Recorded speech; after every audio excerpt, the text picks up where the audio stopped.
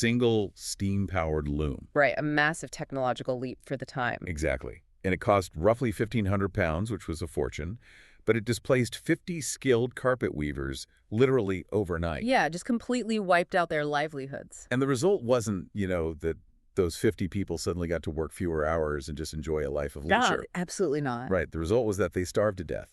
I mean, their highly specialized labor was instantly rendered just economically worthless by a machine. It's a brutal piece of history. It is. And today we have tech billionaires who are drafting these wild blueprints to build 100 million square foot artificial intelligence factories. Which is just an unfathomable scale. Totally.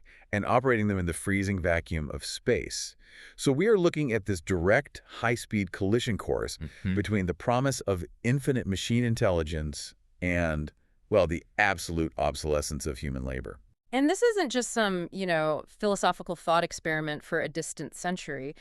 It is the defining economic earthquake of this very decade. Yeah. We're tracking a transition where machines basically cease to be tools that just assist you, and instead they become these autonomous entities that entirely replace the economic need for you. Right. So to understand how we actually survive this, we're taking the foundational text on the exploitation of labor. Which is Karl Marx's Capital, Volume 1. Exactly. Yeah. And we are aggressively smashing it against two very modern, very different visions of our future. This is going to be intense. Oh, yeah. We have Elon Musk's this techno-utopian blueprint for moving our heavy AI infrastructure to the stars, and futurist Amy Webb's really urgent warnings about the brutal socioeconomic shocks happening on the ground right now.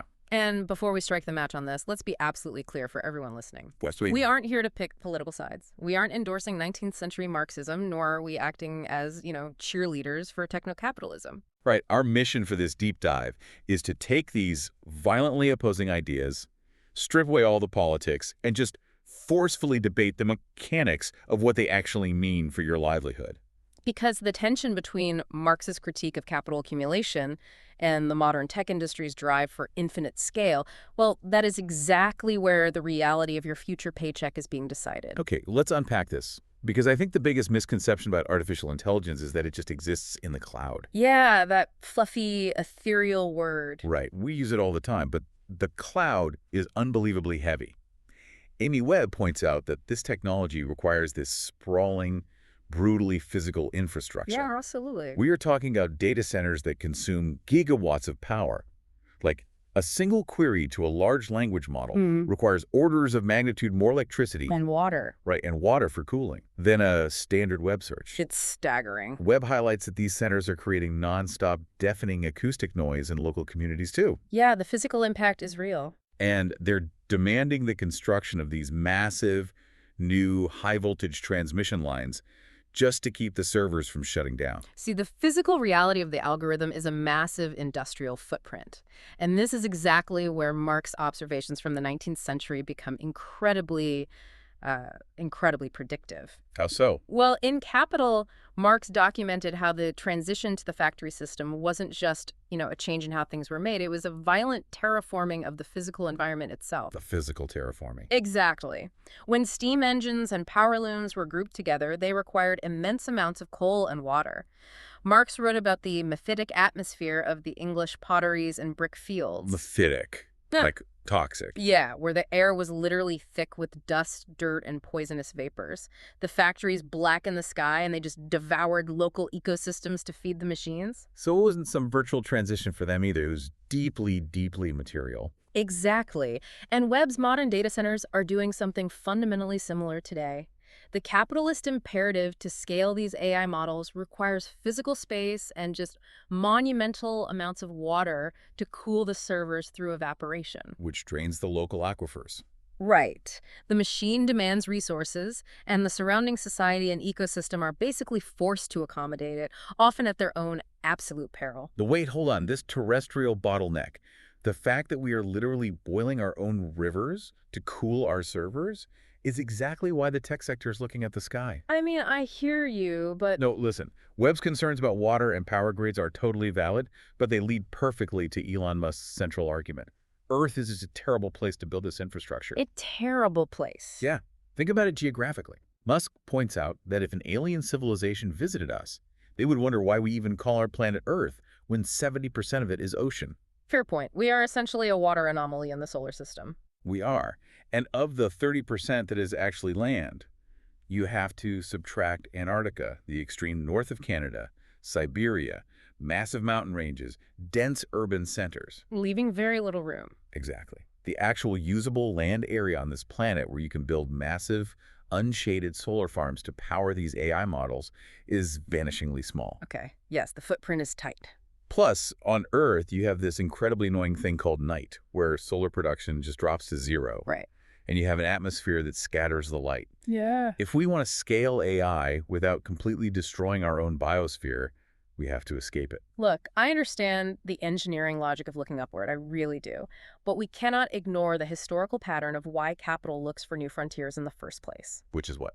Marx observed that when local resources are tapped out, when the local forests are chopped down for fuel, or the local water is entirely polluted, capital doesn't suddenly rethink its endless need for growth. It just moves on. Exactly. It simply expands its extraction radius. The drive to power AI is creating a severe terrestrial squeeze. Moving the problem to space doesn't stop the extraction. But it gets it off Earth. It just takes the capitalist imperative for infinite expansion and points it like a laser at the solar system. But the physics of moving it to space completely solve the earthly extraction problem. Musk is talking about moving humanity up the Kardashev scale. Right, measuring technological advancement by energy consumption. Exactly. For the listener, the Kardashev scale is all about energy. Right now, humanity uses less than a trillionth of the sun's total power output. We're barely a blip. We are a fraction of a Type 1 civilization. Musk's goal is to capture just a millionth of the sun's energy, which requires scaling our energy harness by a massive factor of 1,000,000. Which, mathematically speaking, is impossible to do on the surface of the Earth without literally boiling the oceans. Exactly. So our sources outline the 3 mechanical requirements for this orbital AI vision to actually work. Let's hear them. First, mass to orbit. You need a vehicle capable of carrying millions of tons of payload per year. Which is the entire design philosophy behind Starship. Right. Fully reusable. Second, power. You need to deploy immense solar arrays in orbit, utilizing the vacuum where the sun literally never sets. They're essentially scaling up the V3 Starlink technology. Okay, and the third? And third, chips. You need a manufacturing facility of unprecedented scale. A terafab, they're calling it. A planned 100 million square foot factory. That is 10 times the size of a current gigafactory. Yes. And here's where it gets really interesting. Remember how Webb was warning about data centers draining local water supplies? Yeah, the evaporative cooling crisis. Right. Well, in space, an AI satellite doesn't need millions of gallons of fresh water. Space is a vacuum. But cooling in a vacuum is incredibly difficult, right? You don't have air to carry the heat away through convection. Exactly. You can't just blow a fan on a server in space. So they have to use these massive radiators to expel the waste heat as infrared radiation directly into the freezing void. The design they are targeting is an AI satellite with 150 kilowatts of peak power.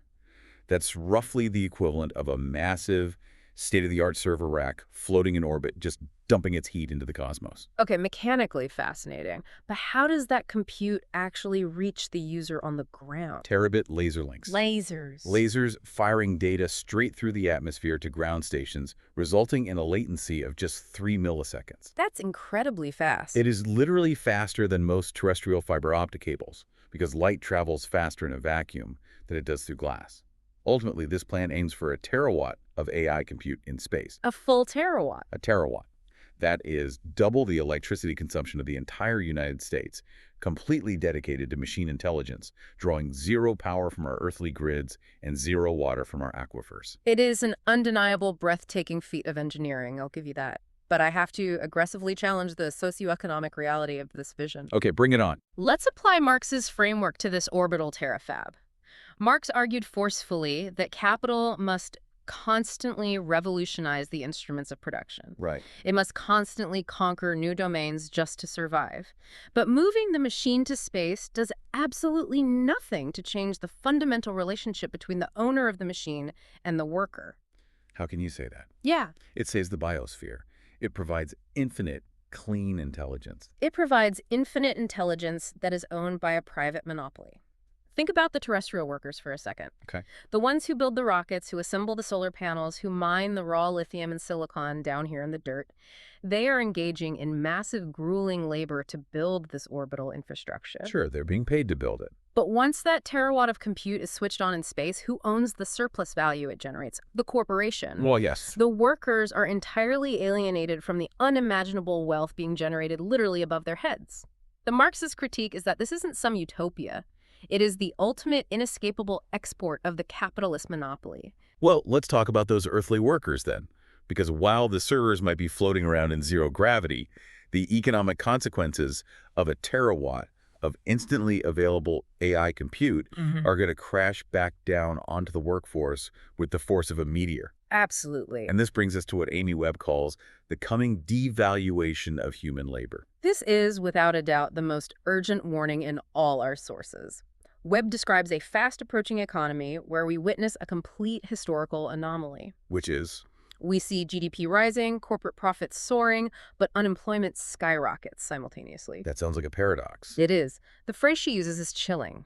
She warns of an economy characterized by scale without population, output without wages, production without people. Output without wages. Yeah. I want you, the listener, to really let that phrase sink in for a second. It's terrifying. If you are a financial analyst, a software developer, a copywriter, or a logistics manager, your wage is based entirely on the output of your brain. If an orbital laser can beam down that exact same output in 3 milliseconds for a fraction of a cent, your wage goes to zero. And this is exactly where Marx's core mathematical thesis on machinery becomes so vital to understand. Okay, break it down. Marx wrote that under capitalism, machines do not exist to lighten the worker's load. That is the great lie of industrialization. A great lie. Yes, machines exist to replace the worker, strip away their specialized skills, and create what he called relative surplus value for the capitalist.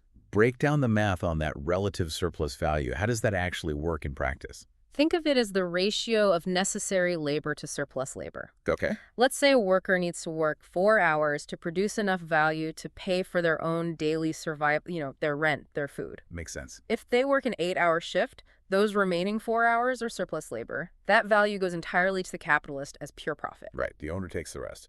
Now, introduce a machine that increases productivity tenfold. The worker now produces their survival value in just 24 minutes. Oh. Exactly. The remaining 7 hours and 36 minutes of the shift are now pure surplus value for the owner. The machine didn't give the worker a shorter day. It just massively increased the ratio of their exploitation. That's a huge shift. But it gets worse. Eventually, the machine becomes so incredibly efficient that the capitalist doesn't need the worker for those 24 minutes at all. Because the machine can do it instantly. Precisely. At that point, the value of the human's labor completely collapses. Which brings us right back to the brutal historical example of the English handloom weavers. Yes. These were highly skilled artisans who had spent generations perfecting their craft. But when the steam-powered loom arrived, the math of surplus value turned violently against them. It was devastating. Marx noted that one machine could displace 50 carpet workers. And the tragedy wasn't just that they lost their jobs. It was that the price of their labor fell so far below the absolute minimum cost of their own biological survival that they slowly starved in their homes. And before we just assume modern society is somehow better equipped to handle this today, Webb points out that our modern attempts at retraining displaced workers are often catastrophic failures. Oh, totally. She highlights the widely publicized initiative in the U.S. to teach West Virginia coal miners how to write code. Right. The coal industry was collapsing, so the bureaucratic solution was this blanket pivot to software engineering. Learn to code. It literally became a meme. A deeply tragic one, honestly. Because it completely failed to recognize the workers' actual generational skills. Right. I mean, these miners knew how to operate incredibly complex, heavy machinery. They understood geology. They knew how to manage extreme physical risks and safety protocols in totally confined spaces. Yeah, that's not exactly typing on a keyboard. Right. But instead of finding new industrial avenues for those deep, specific competencies, society offered them this naive, generalized software solution that completely ignored their material reality.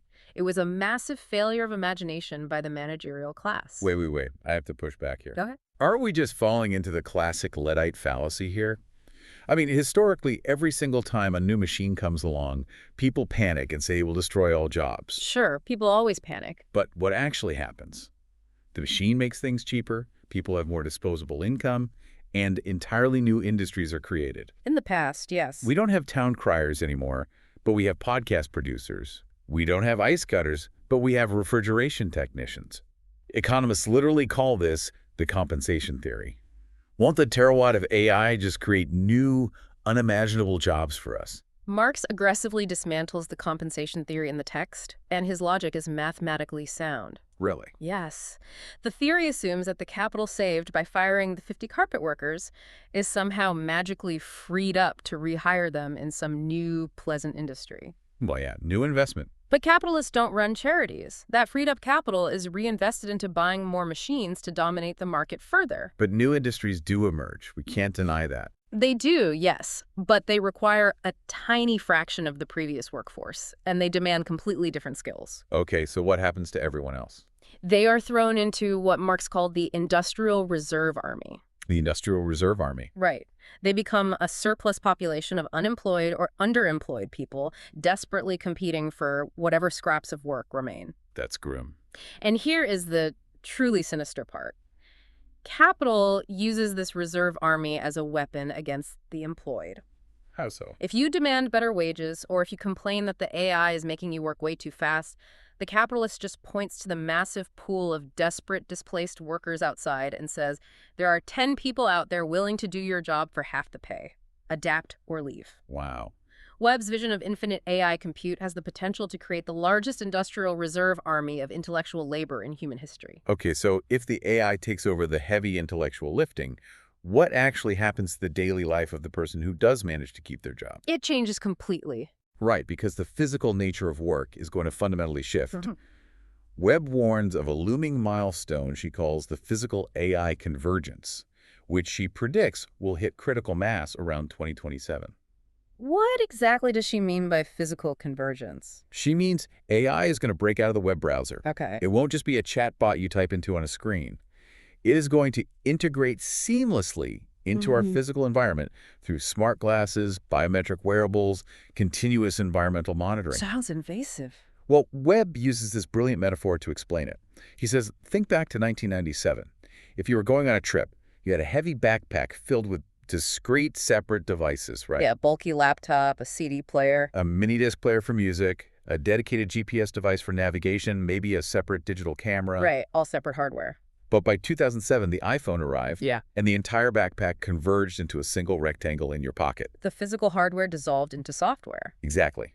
And Webb argues that we are on the verge of the exact same convergence with AI and wearables. Okay. The screens, the keyboards, the separate tracking devices, they will all converge into lightweight glasses and biometric sensors that overlay the algorithm directly onto your physical field of vision. And track everything you do. Yeah, they track your physiological state in real time.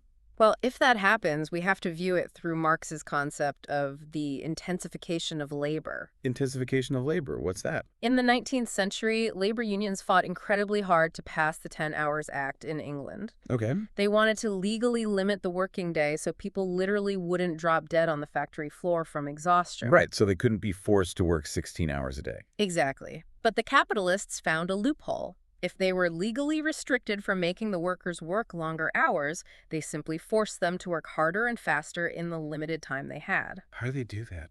Marx documents how factory owners deliberately sped up the machines. Spindles that used to turn at 5,000 revolutions a minute were cranked up to 6,000. The human worker was forced to expend vastly more nervous energy, physical attention, and sweat just to keep pace with the accelerated machine. And today, an AI algorithm doesn't need to sleep. No, it doesn't. And it processes data in milliseconds. So it is setting a blistering, literally inhuman, new pace of productivity. Precisely. If an AI can draft 20 legal briefs in an hour, the human paralegal, whose job it is to review them, must desperately intensify their cognitive labor just to keep up with the machine's output. Right. The algorithm dictates the pace, and the human nervous system is just forced to adapt to it. And just like Webb's iPhone convergence, Marx actually had a parallel example of how machines invade our personal space, right? the sewing machine. Yes, the sewing machine is a really vital example here. When it was invented, it didn't just stay confined to massive textile factories. It went everywhere. It invaded domestic life. It allowed capitalists to take advantage of the putting out system, basically sending piecework into the homes of the absolute poorest workers. Wow. It forced entire families, including very young children, to work brutal, unregulated hours in their own kitchens and bedrooms just to compete with the sheer volume of goods being produced by the larger factories. The machine invaded the sanctuary of the home. Just like wearable AI monitoring your biometrics literally invades the sanctuary of your own physical body. Exactly. Oh, wait, let me play devil's advocate here for a minute. Go for it. Because Webb actually frames this physical AI as an incredible advantage for the worker. She calls it the Swiss Army knife effect. The Swiss Army knife effect. Yeah, if you are wearing smart glasses that can instantly identify a broken part on an engine, overlay the exact schematic right in your field of vision, Yeah. and walk you through the repair step by step, you become infinitely adaptable. Okay, I see. You can perform highly complex tasks you have zero formal training for. It empowers the human. Look, I see why that sounds appealing on the surface, but Marx would view that Swiss Army knife as the ultimate degradation of human skill. Degradation. To Marx, this is not empowerment. This is the worker being reduced to a mere conscious organ that is entirely subordinated to the unconscious organ of the automaton. Wait, explain that. Conscious organ of the automaton. It means the machine is the brain, and you are just the fleshy appendage it uses to manipulate the physical world. Oh, wow. Yeah, if your smart glasses are telling you exactly where to look, exactly what wrench to grab, and exactly how many degrees to turn it, you are no longer a craftsman. You're just a robot. You have zero autonomy, you don't understand the engineering of the engine, you are just blindly following algorithmic prompts. The intelligence, the value, belongs entirely to the machine. So the worker is completely de-skilled. Exactly. You aren't using the tool is using you. So what does this all mean? If we are barreling toward this reality where the tool uses the worker, how is modern society actually managing this massive structural transition? Because according to Amy Webb, we are managing it terribly. She argues that the United States in particular is driven almost entirely by fear, FOMO, the fear of missing out, and just extreme short-termism. Which is incredibly dangerous. She says we are trapped in a paralyzing, three-sided prisoner's dilemma between tech companies, Wall Street finance, and Washington regulators. Right. No one wants to pause or plan because they are terrified the other two players will gain an advantage. And this is where Marx's macroeconomic analysis is just incredibly profound. He explains exactly why this short-termism and FOMO exist. Why? It is not a glitch in the system, it is the fundamental nature of capitalism. Capitalist production is inherently anarchic. Anarchic. But wait, corporations have massive planning departments. They plan everything. Individual corporations plan internally, yes, but the broader macroeconomy has no master plan at all. It is driven by thousands of individual firms acting in pure self-interest, seeking immediate surplus value, and fighting desperately for market share. Okay, I see the distinction. A tech company has to release their AI model faster than their rival, even if it's unsafe, because if they don't, they lose their funding and they die. Right. This inherent anarchy, Marx argued, leads inevitably to periodic destructive crises of overproduction. The sources detailed the massive cotton famines and industrial gluts of the 1800s. Or they just produce too much. Yes. Markets repeatedly collapsed, not because there wasn't a human need for goods, but simply because the capitalists, racing blindly against each other, produced vastly more commodities than the market could profitably absorb, leading to mass layoffs and systemic crashes. And you can see that exact same anarchic race today, with tech companies just hoarding GPUs and building data centers without any cohesive national energy strategy. Yes. Now, contrast this chaotic American approach with China. Webb notes that China is managing this transition entirely differently. Well, completely differently. They are heavily investing in massive long-term physical infrastructure. They are building ultra-long-range energy transmission networks across their entire country. Right. They are preparing the physical reality of the grid for the energy demands of the future, rather than just pouring billions into software R&D and praying that the free market figures out the electricity problem later. State-directed long-term planning versus anarchic short-term capital accumulation. But wait, I have to point out the ultimate contradiction to Marx's theory right here. Let's hear it. Look at Elon Musk. Musk is literally the richest capitalist on Earth. He runs private for-profit companies. Yet he is engaged in the most ultra-long-term planning imaginable. True. He is designing a terafab to eventually reach a terawatt of compute over decades. He's literally talking about using mass drivers on the moon to launch raw materials into orbit to build heavy industry in space over the next century. It's ambitious. Doesn't Musk's multi-generational blueprint completely disprove Marx's idea that capitalists are only capable of caring about the immediate extraction of surplus value for the next quarterly earnings report? It is a totally fair challenge. Musk's scale of planning is undeniably grand, and it definitely breaks the mold of the typical Wall Street CEO. But I would argue it does not refute Marx's core premise at all. Why not? Because it is still fundamentally driven by private capital accumulation. The terafab will be privately owned.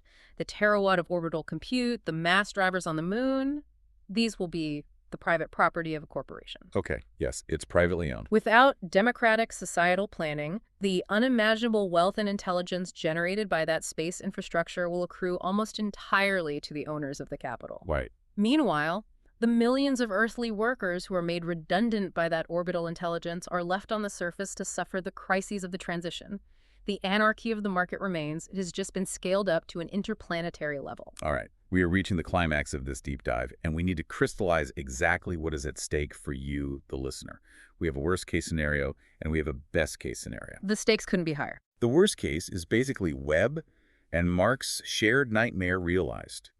A world of extreme economic instability, mass displacement of the intellectual and physical workforce into a permanent, unemployable underclass. The Industrial Reserve Army made permanent? Exactly. The inevitable rise of radical political extremism as desperate people look for someone to blame. Ultimately, it's a techno-feudalism where capital extracts all the value created by infinite intelligence, leaving the rest of humanity completely behind. A society violently divided between the few who own the algorithms and the billions who have been rendered economically redundant. But we cannot ignore the best case, which is Webb and Musk's ultimate dream. Think about what a terawatt of clean, infinite intelligence actually gives humanity. It's phenomenal to imagine. We're talking about superhuman health diagnostics. Webb shares a highly personal, deeply moving anecdote in the sources about her mother's battle with cancer, arguing that if precision, hyper-personalized AI diagnostics had been available, it could have completely changed the trajectory of her treatment. It could save millions of lives. The best case is a future of rapid, flawless drug development, personalized medicine tailored to your exact DNA, and abundant, clean energy harvested directly from the stars. It is a post-scarcity future of incredible abundance. But the existential question is, how do we navigate away from the nightmare and actually steer toward the abundance? How do we manage the transition? Right. Webb proposes very specific, highly pragmatic solutions that intentionally bypass traditional government regulation. Right, because she argues that traditional regulation is essentially useless against exponential technology. And she cites an amazing piece of automotive history to explain why. The 1978 Formula One fan car. Oh, walk us through the mechanics of that analogy. It's great. So in 1978, the F1 regulators had strict rules about engine size and aerodynamics to keep the cars from going dangerously fast. Okay. But the brilliant designer Gordon Murray, working for the Brabham team, found a massive loophole. He didn't build a bigger engine or a standard wing. He put a massive fan on the back of the car, claiming it was just for cooling. But it wasn't just for cooling, was it? Not at all. In reality, the fan was sucking the air out from underneath the chassis, creating a localized vacuum that basically sucked the car down onto the tarmac. Ground effect aerodynamics. Exactly. And this allowed the car to corner at impossible speeds. It completely dominated its first race. And what did the regulators do? The regulators were entirely blind to it beforehand because they were looking at the wrong metrics. They didn't anticipate it, so they just banned it immediately after the fact. Right. Webb uses this to prove that regulation is always a look backward. You cannot pre-regulate every possible future use case of an AI model, just like you can't regulate a fan car before someone actually invents it. That makes perfect sense. Washington trying to regulate AI by restricting the export of microchips is like trying to regulate F1 by restricting the size of the steering wheel. The technology will always find an aerodynamic loophole. So if regulation fails, what is Webb's mechanism for actually protecting the worker? She suggests we stop regulating and start incentivizing. Her most prominent idea is the contribution credit. How does that work? She argues that the massive AI models we have today were trained on data that we all generated for free. Every time you used a GPS to navigate traffic, every blog post you wrote, every photo you uploaded, you were performing unpaid labor to train the machine. We all built the data set. Yes. So she suggests a system of back pay for that data. Furthermore, she proposes forward pay for what she calls invisible labor, the jobs that AI cannot do. Like what? Teachers, elderly caregivers, community builders, the people who maintain the social fabric that keeps society from completely collapsing while the economy goes through this violent technological transition. She also suggests bypassing the slow legislative courts entirely by tying executive compensation and massive corporate tax breaks directly to auditable AI safety measures. Right. You make public safety the most financially profitable path for the executives themselves. And she also touches heavily on the critical issue of bias in these models. She shares this wild, revealing anecdote about trying to use the AI image generator Mid-Journey to create a picture of a CEO. Oh, this part was crazy. First, it spit out nothing but images of white men in suits. She pushed the prompt harder, asking for a CEO from Jackson, Mississippi. It still only generated men. Right. Finally, in total frustration, she asked the AI to generate a CEO of a tampon company. And what happened? And the AI generated images of white men in doctors' coats holding bizarre objects that looked like rocket ships or clouds. It's an absurd, almost hallucinatory output. Why did the machine fail so profoundly there? Because of the invisible labor behind it. These AI models use a process called reinforcement learning from human feedback. The tech companies outsource this feedback labor to incredibly low-paid workers in places like Nigeria and Kenya. Ah, I see. These specific human trainers had zero cultural context for what a tampon actually was, so they were essentially guessing, and they actively mistrained the model. Wow. It perfectly highlights how the invisible exploited labor force behind the AI directly shapes the biased reality the machine spits out. But returning to her economic solutions for a second, I have to challenge Webb's concept of the contribution credit. Is this not, in reality, just universal basic income rebranded under a more palatable name? Actually, Webb explicitly says she hates the concept of UBI. She argues from a psychological standpoint. Okay, what's her reasoning? Human beings have an innate need to feel productive. They need to feel like they're actively contributing to a society to maintain their sense of self-worth and community belonging. Handing out a passive check destroys that. I see. A contribution credit requires you to actively participate in the social fabric, caregiving, teaching, community service to actually earn the economic stability. Look, I understand the psychological distinction, and there is absolutely value in maintaining human dignity. But mathematically, I question if a contribution credit comes anywhere close to resolving the fundamental contradiction Marx laid out. Why wouldn't it? Think about it. If the terafab in space creates virtually all the real economic value, producing the software, discovering the drugs, managing the logistics, then human labor, even invisible caregiving labor, loses all of its leverage. Capital simply no longer needs the worker to create the surplus. A state-sponsored credit system might prevent the masses from literally starving in the streets, but it doesn't alter the power dynamic one bit. It just shifts the dependency. Exactly. It simply transforms the displaced workers from an exploited labor class into a dependent underclass, living off a stipend ultimately generated by the owners of the orbital algorithms. And that profound, unresolved contradiction brings us to the ultimate synthesis of this spectacular tension we've been debating today. We are quite literally standing on the precipice of ascending the Kardashev scale. We really are. We are building the rockets to move our heavy, heat-generating intelligence into the infinite heat sink of the cosmos.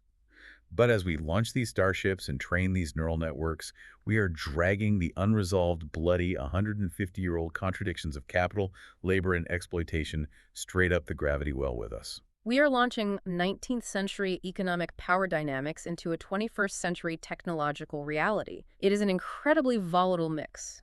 Exactly. And the most vital takeaway for you, the listener, is that this future is not predestined.